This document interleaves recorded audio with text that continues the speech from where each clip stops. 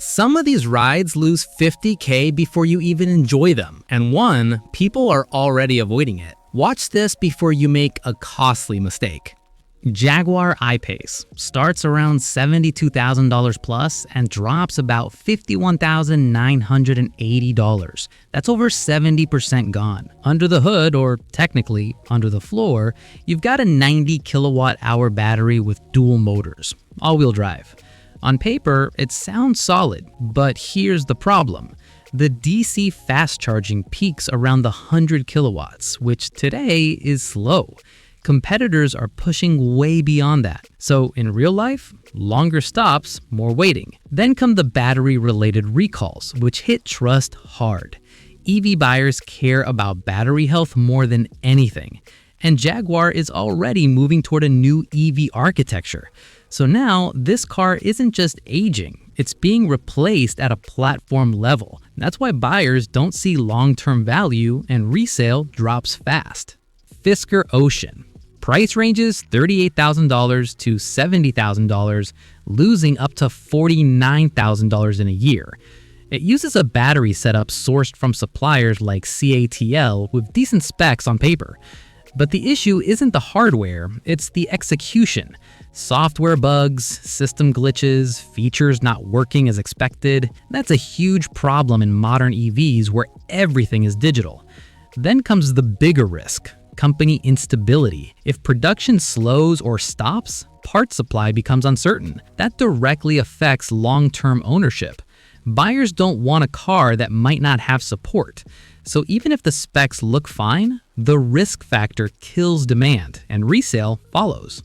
Maserati Levante starts at $103,550 plus, losing about $76,590. Powered by Ferrari-derived V6 engines and higher trims, sounds exciting, performs well. But performance isn't the problem. Reliability and maintenance are. These engines and components require expensive upkeep, not optional, expected. Then there's the platform age. It hasn't evolved enough compared to rivals. Infotainment feels outdated, and tech integration isn't as smooth or modern as competitors. So buyers see a high-performance SUV with high ownership costs and aging tech. That combination doesn't hold value.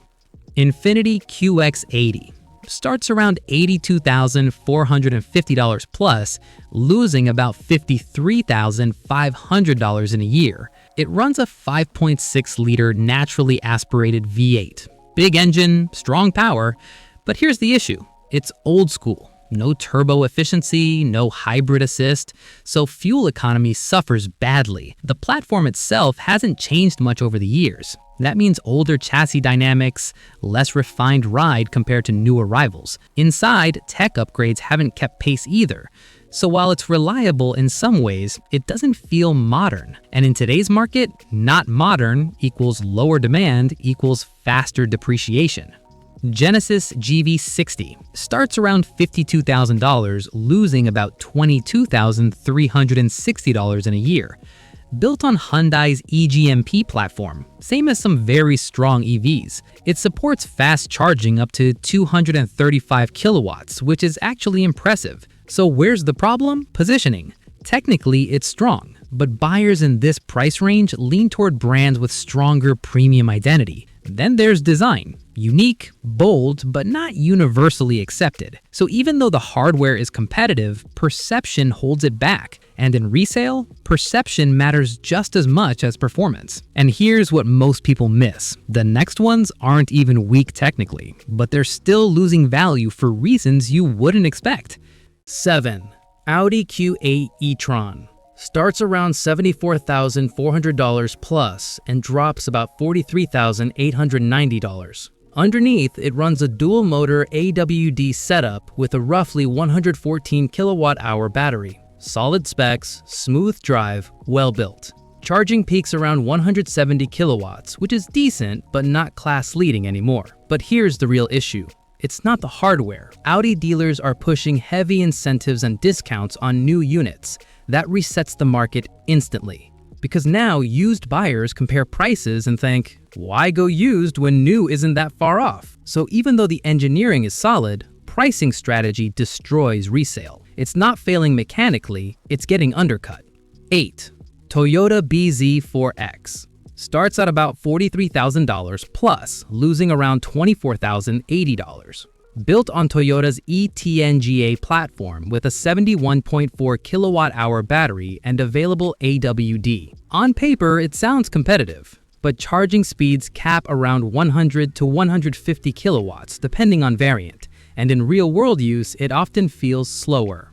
Range consistency is another issue. It drops more than expected in highway conditions. Early concerns around wheel hub bolts didn't help reputation either.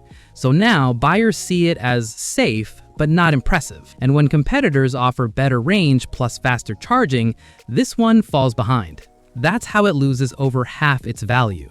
Quick one. Are you picking something proven and safe, or something that actually pushes performance forward? I want to hear your take. 11. Land Rover Discovery. Starts at about $60,000 plus, losing about $37,200. Comes with turbocharged 4-cylinder or inline-6 engines, plus advanced AWD and air suspension. Off-road capability? Strong. But complexity is the problem. Air suspension systems are expensive to repair. Electrical systems, packed with tech, can develop faults over time. Not guaranteed, but common enough to affect buyer confidence. So when people look at used options, they factor in potential repair costs up front. And once risk enters the equation, demand drops. That's how depreciation builds quietly but heavily. 12. Cadillac Escalade ESV. Starts at about $84,000 plus, losing about $52,920 in a year. Powered by a 6.2-liter V8 or an optional diesel. Big engine, strong presence. It's built on a full-size body-on-frame platform designed for space and road presence. But here's the reality.